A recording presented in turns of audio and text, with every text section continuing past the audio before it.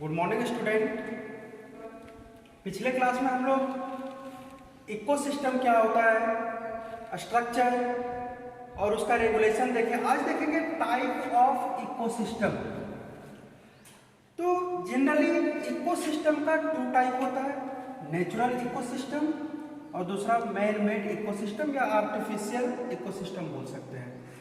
Natural ecosystem जो nature खुद बनाता है, जैसे ओशियन, फॉरेस्ट, इसको हम लोग बनाने गए क्या? समुद्र को हम लोग बना सकते हैं? नहीं। उसी तरह मैन मेड जिसपे हम लोगों का हाथ होता है, हम लोग बनाते हैं। गार्डन आता है, आप लोग मछली रखते होंगे, एक्वेरियम, तो ये आपका मैन मेड इकोसिस्टम हो जाएगा। और दूसरा, अगर अकॉर्डिंग टू साइज के अकॉर्डिंग इकोसिस्टम देखें तो तीन तरह का। First, mega ecosystem. Mega equal होता है लार्ज, और लार्ज इकोसिस्टम जितने भी लार्ज इकोसिस्टम जैसे फॉरेस्ट हो गया, ओशियन हो गया और भी है, तो वो सब आपका लार्ज इकोसिस्टम हो जाएगा। दूसरा है मैक्रो इकोसिस्टम इक्वल टू हो जाएगा, जैसे जो ग्रासलैंड आपका एक एग्जांपल आ गया, इसमें डेजर्ट आ गया, ये आपका जो है वो मैक्रो। और नेक्स्ट है नैनो इकोसिस्टम जो है वो छोटा, बहुत ही छोटा, जैसे ड्रॉपलेट्स ऑफ वाटर या वुड। आप लोग देखे होंगे कि वुड में एक छोटा सा जो है वो कीड़ा गया और वो वहीं पे रह करके आपके पूरे लकड़ी को बर्बाद कर दिया। वो वहीं पे है, लकड़ी में ही है, और सारा एक्टिविटीज वहीं पे कर रहा है, पूरा फंक्शन को रेगुलेट कर रहा है। तो ये आपका जो है वो नैनो इकोसिस्टम कहलाएगा। एक वर्ड आता है स्ट्रेटिफिकेशन, ध्यान दीजिएगा, ये आपका VVI है, बहुत बार इसको पूछा गया है कंपटीशन एग्जाम में। तो स्ट्रेटिफिकेशन क्या है? Vertical distribution of different species occupying different level. जैसे एक हम लोग पहाड़ देखते हैं, और ये पहाड़ है, तो हम लोग क्या देखते हैं कि इस माउंटेन पे जो ग्राउंड का वेजिटेशन था वो कुछ था, जैसे थोड़ा सा ऊपर चढ़े उसका वेजिटेशन कुछ, उससे ऊपर गए तो उसका वेजिटेशन कुछ, उससे ऊपर गए तो उसका वेजिटेशन कुछ, उससे ऊपर गए तो उसका वेजिटेशन कुछ, और टॉप पे कुछ। तो क्या हम लोग देखें कि हर एक लेवल पे क्या हुआ, उसका इकोसिस्टम स्पीसीज जो है हर एक लेवल पे क्या हुआ, चेंज हुआ। तो इस तरह का जो चेंजेस होता है, डिस्ट्रीब्यूशन होता है, उसी को हम लोग स्ट्रेटिफिकेशन के नाम से जानते हैं। नेक्स्ट हम लोग देखेंगे प्रोडक्टिविटी क्या होता है। तो अगर प्रोडक्टिविटी देखा जाए, प्रोडक्टिविटी बोलते हैं रेट ऑफ बायोमास प्रोडक्शन, कितना energy, biomass equal to energy बोल सकते हैं, तो कितना एनर्जी प्रोड्यूस होता है, उसको हम लोग प्रोडक्टिविटी, एनर्जी को प्रोड्यूस करना प्रोडक्टिविटी कहलाता है। हम देखते हैं ये जो प्रोडक्टिविटी है, इसमें फर्स्ट आता है हमारा primary productivity, amount of biomass और organic matter produced per unit area over a time period by plant. ध्यान दीजिएगा, प्राइमरी प्रोडक्टिविटी में आते हैं कौन?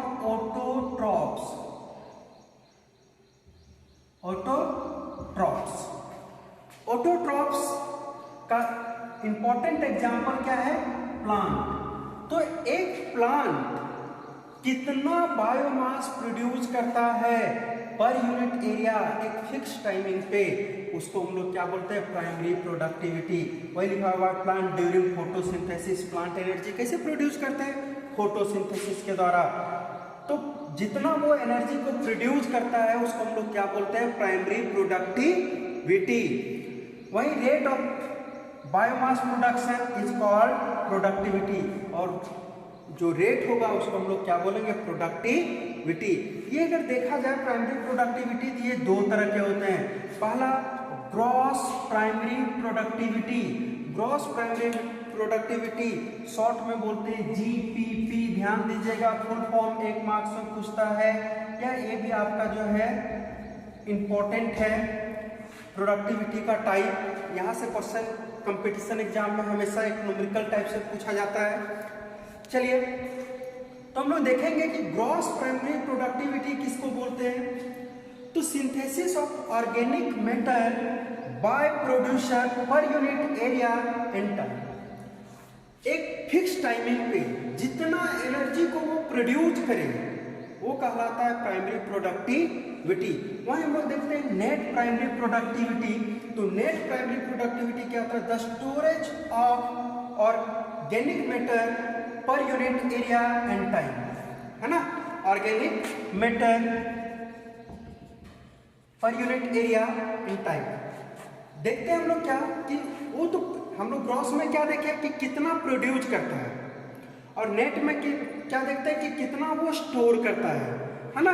तो जैसे एक एग्जांपल हम लोग लेते हैं कि आपका जॉब है, आप अपने जॉब से 50,000 कमा रहे हैं पर मंथ, 50,000 कमा रहे हैं पर मंथ, और इस 50,000 में आप जो है वो हर एक मंथ आपका जो खर्च है वो 10,000 है, तो आपके पास बचता है कितना, 40,000, है ना, 40,000। तो हम लोगों ने क्या देखा, ये जो 50,000 है वो आपका ग्रॉस प्रोडक्टिविटी है, जितना आपका अर्निंग है, लेकिन आपका जो बचत है वो क्या है 40,000, 10,000 आपका जो है आप में खर्च हो गया, तो वो आपका जो आप स्टोर कितना कर पाए 40,000। तो ये आपका कहलाया नेट प्राइमरी प्रोडक्टिविटी।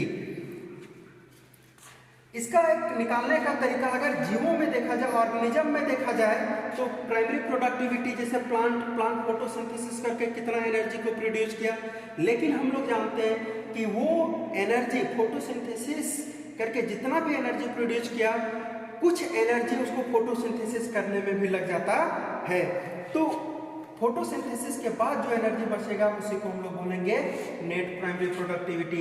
इस नेट प्राइमरी प्रोडक्टिविटी निकालने का तरीका होता है gross primary productivity minus rate of respiration, R equal to rate of respiration rate. हम लोग का एनर्जी जो है, पेड़ पौधे का एनर्जी रिस्पायरेशन में कुछ लॉस करता है, तो इसको जो हम लोग इस तरह से इस फॉर्मूले के द्वारा नेट प्राइमरी प्रोडक्टिविटी को निकाल सकते हैं। नेक्स्ट हम लोग देखेंगे सेकेंडरी प्रोडक्टिविटी। सेकेंडरी प्रोडक्टिविटी क्या है, तो रीसिंथेसिस, ध्यान दीजिएगा, resynthesis of organic matter by the consumer. Resynthesis word क्यों आया, क्योंकि ऑर्गेनिक मैटर का सिंथेसिस आपका प्लांट कर चुका है, और प्लांट के बाद पुनः उस प्लांट्स को लेकर के हम लोग अगर पुनः उस सिंथेसिस करें क्या ऑर्गेनिक मैटर, तो उसको इसीलिए ये वर्ड आया है रीसिंथेसिस। तो वही resynthesis of organic matter by the consumer per unit area and time, यानी कि कंज्यूमर के द्वारा जितना ऑर्गेनिक मैटर सिंथेसिस किया जाएगा वो आपका सेकेंडरी प्रोडक्टिविटी कहलाएगा।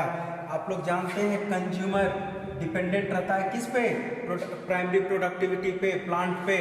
तो आपका प्राइमरी प्रोडक्टिविटी प्लांट और सेकेंडरी प्रोडक्टिविटी कौन हुआ, कंज्यूमर।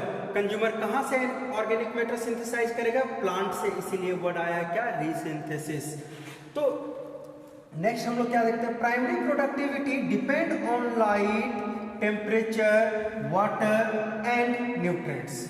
हम लोग क्या देखते हैं कि प्राइमरी प्रोडक्टिविटी जो है वो डिपेंडेंट रहता है आपका किस पे, तो लाइट पे, टेम्परेचर पे, वाटर पे, न्यूट्रिएंट पे। बट हम लोग क्या देखते हैं कि सेकेंडरी प्रोडक्टिविटी ये डिपेंड होता है किस पे, primary productivity equal to plant पे, किस पे रहेगा, प्लांट पे डिपेंड रहेगा, है ना। अब कुछ हम लोग टर्म देखते हैं, the annual net primary productivity of whole biosphere is approx 170 billion ton of organic matter। ध्यान दीजिएगा, ये आपका VBI है, ये ऑब्जेक्टिव आपका बोर्ड का या कंपटीशन के ऑब्जेक्टिव के पॉइंट ऑफ व्यू से बता रहे हैं। तो हम लोग क्या देखते हैं कि एनुअल बायोस्फीयर में कितना प्रोडक्टिविटी है, तो अगर हम लोग देखें नेट प्राइमरी प्रोडक्टिविटी देखें बायोस्फीयर का, तो अप्रॉक्स कितना आता है 170 billion ton of organic matter का। The productivity of ocean are only 55 billion tons. Ocean का अगर प्रोडक्टिविटी देखा जाए कितना है, 55 billion tons. High productivity on tropical rain forest and coral reef. सबसे ज्यादा जो प्रोडक्टिविटी होता है वो कहाँ होता है, ट्रॉपिकल रेन फॉरेस्ट पे, और दूसरा कोरल रीफ। कोरल रीफ क्या होता है, तो क्लास 11th में आप लोग को एक फाइलम बताए थे सिलेंट्रेटा, वहाँ पे हम कोरल रीफ जो है उसका चर्चा किए थे। कोरल रीफ सिलेंट्रेटा फाइलम का एक ऑर्गेनिज्म है जो सी में पाया जाता है, समुद्र में पाया जाता है। ये कैल्शियम कार्बोनेट का बना हुआ होता है। और दूसरा अगर देखें वेरी लो प्रोडक्टिविटी कहाँ का होता है, तो very low productivity in tundra region forest, है ना, मात्र कितना 2 to 10 टन्स पर हेक्टेयर। ठीक है, तो ये हम लोग का जो है वो प्रोडक्टिविटी हुआ। तो हम लोग टाइप्स ऑफ इकोसिस्टम प्रोडक्टिविटी देखे। आज का लेक्चर यहीं पे खत्म करते हैं। नेक्स्ट लेक्चर में हम लोग देखेंगे डिकम्पोजर, उसके बाद आगे देखेंगे। धन्यवाद।